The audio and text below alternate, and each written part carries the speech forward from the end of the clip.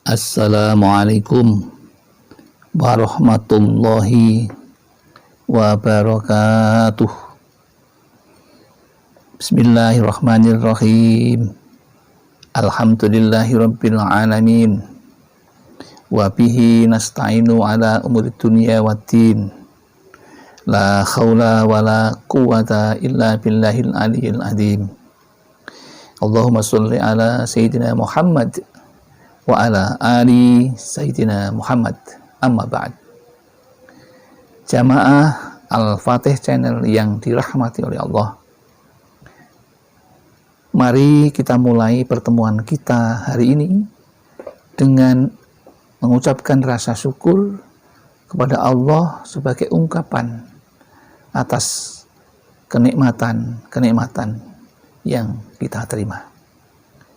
Mari kita mengucapkan hamdalah bersama. Alhamdulillahirabbil alamin. Tidak lupa sholawat dan salam semoga tercurah keharibaan Nabi Muhammad sallallahu alaihi wasallam. Nabi yang kita yakini mempunyai syafaatul uzma dan akan kita nantikan ketika kita di dunia dan di akhirat nanti. Untuk itu, mari kita lengkapi untuk bersolawat kepada baginda Rasulullah dengan membaca solawat qorobah. Bismillahirrahmanirrahim. Salawatullahi wassalamuhu ala Ahmad wa qorobatihi wa ala alihi wa ashabihi wa itratihi wa azwajihi. Selanjutnya ingin kami berbagi kepada saudara-saudaraku jamaah Al-Fatih Channel dengan harapan semua ini menjadi amal silaturahim yang berterima dan juga dalam rangka berbagi ilmu dengan harapan untuk memperoleh barokah fid-dini wad dunya wal akhirah. Adapun yang ingin kami bagikan adalah dengan judul Anda perlu tahu. Ternyata 5 perkara ini bisa menambah kebaikan dan melapangkan rezeki seseorang. Seperti apa? Kok bisa ada hubungan antara 5 perkara dengan rezeki?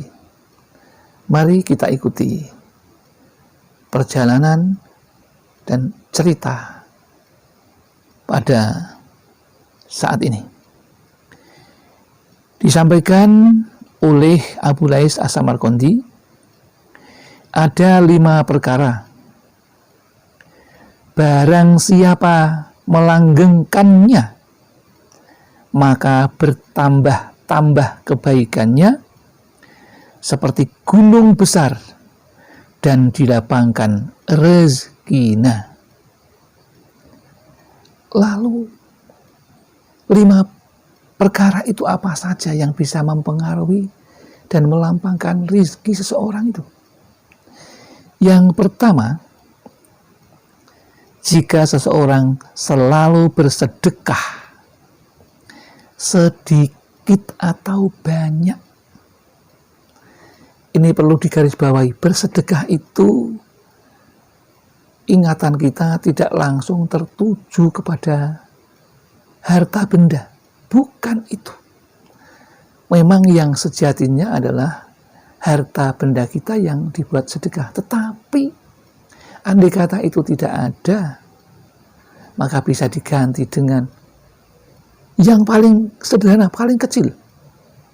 Dengan separuh buah kurma. Itu sudah menjadi sedekah kita. Membaca Al-Quran itu juga sedekah. Senyum kepada saudara itu juga sedekah. Membantu orang menaikkan barang dari bawah ke atas mobil itu sudah termasuk sedekah. berbuat baik kepada tetangga dan saudara, itu juga sedekah. Kemudian menyingkirkan duri atau batu yang ada di tengah jalan agar orang lain tidak menjadi bahaya, itu pun juga sedekah. Juga ketika kita mengajak kebaikan kepada saudara kita atau tetangga kita atau jamaah kita, itu juga sudah termasuk sedekah. Maka niatkanlah itu sebagai sedekah. Begitu pula dengan memberitahukan dan mencegah kepada kebatilan dan kemungkaran agar orang lain tidak melakukannya, itu pun juga termasuk sudah sedekah.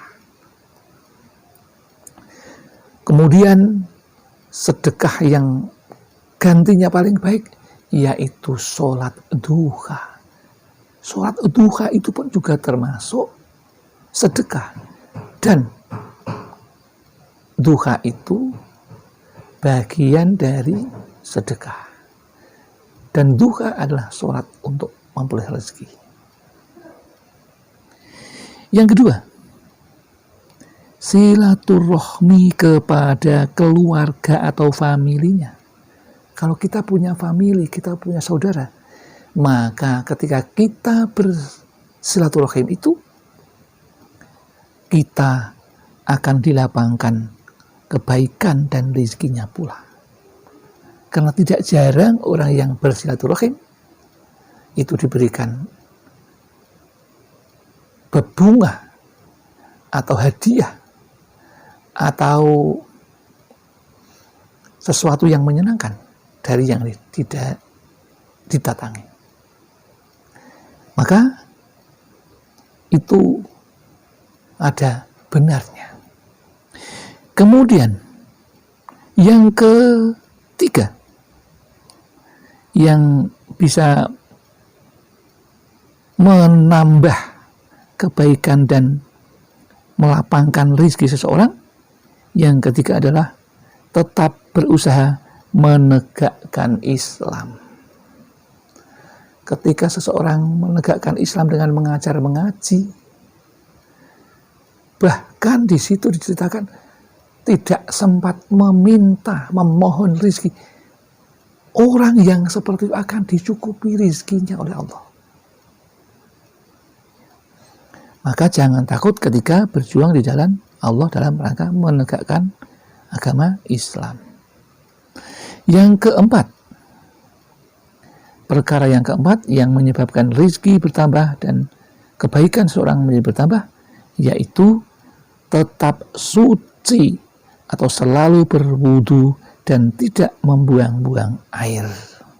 Nah, ini orang yang terbiasa membiasakan berwudu, kecuali itu dari segi kesehatan baik, tetapi ini juga berwudu ini akan mendatangkan rezeki kepada pelakunya dan akan ditambah kebaikan-kebaikannya kalau kita terbiasa. Dan meskipun itu hanya berwudu, tapi itu tidak banyak yang melakukannya, padahal pahalanya, fadilahnya luar biasa. Kemudian yang kelima, yang terakhir, yang bisa menyebabkan seseorang itu menjadi bertambah kebaikannya dan dilapangkan rezekinya, yaitu tetap berbakti kepada kedua orang tuanya. Jadi orang yang berbakti kepada kedua orang tuanya juga akan dilapangkan rezekinya, akan ditambah kebaikannya.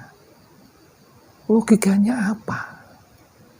Logikanya kalau orang yang dekat dengan orang tua diridhoi oleh Allah, maka doa-doanya akan dikabulkan oleh Allah. Dan orang yang berbaik kepada orang tua juga akan dimasukkan ke dalam surga. Kebaikannya akan bertambah terus. Dan ketika seorang mendapatkan ridho dari ibu dan bapaknya, maka Allah akan memberikan ridhonya. Maka logis kalau orang yang selalu berbaik kepada orang tuanya, maka akan didoakan dengan kebaikan, dan biasanya rezekinya meningkat, kebaikannya meningkat, dan biasanya akan menjadi orang yang disenangi oleh masyarakat, dan insya Allah juga akan masuk surganya Allah. Itu yang dapat kami sampaikan, mudah-mudahan bermanfaat dan bisa menambah wawasan keilmuan kita. Mari kita tutup dengan bersolawat bersama. Bismillahirrahmanirrahim. Salawatullahi wassalamuhu ala Ahmad wa qurabatihi wa ala alihi wa ashabihi wa itratihi wa azwajihi. Mudah-mudahan ada manfaatnya.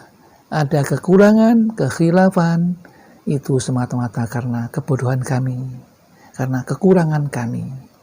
Tapi kalau ada benarnya, itu semua milik Allah subhanahu wa ta'ala. Akhirul kalam, billahi taufiq wal hidayah wal inayah wal barokah. Wassalamualaikum warahmatullahi wabarakatuh.